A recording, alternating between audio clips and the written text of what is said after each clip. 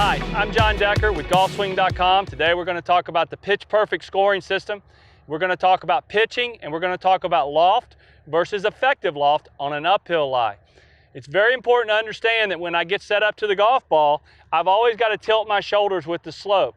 And when I'm on an uphill lie, I'm going to increase naturally. Doesn't matter whether I'm hitting an 8-iron or a lob wedge, I'm going to naturally increase the loft.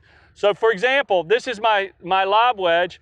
As I start tilting my shoulders, notice what it does to the loft. So my 60 degree now all of a sudden starts turning to 70 or 80 degrees.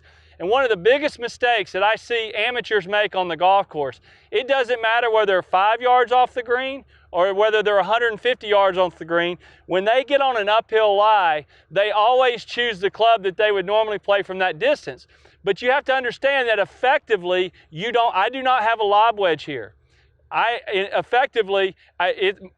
this situation, my lob wedge is increased even more. So I have to allow for that. So what I would do in this situation, if I'm 10 yards from the green and I've got a normal pitch shot to a middle pin, normally I would be choosing either a sand wedge or a lob wedge. In this situation, I would not play my lob wedge because I know that effectively I've increased my loft. Now I've got my 56. My 56 is going to act like my 60 because I'm going to tilt my shoulders with the slopes.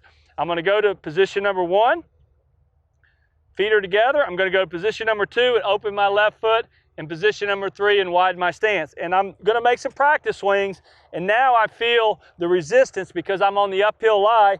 As I turn through, I know that I've got effectively, I have a lob wedge now instead of a sand wedge. I'm going to go ahead and make my swing.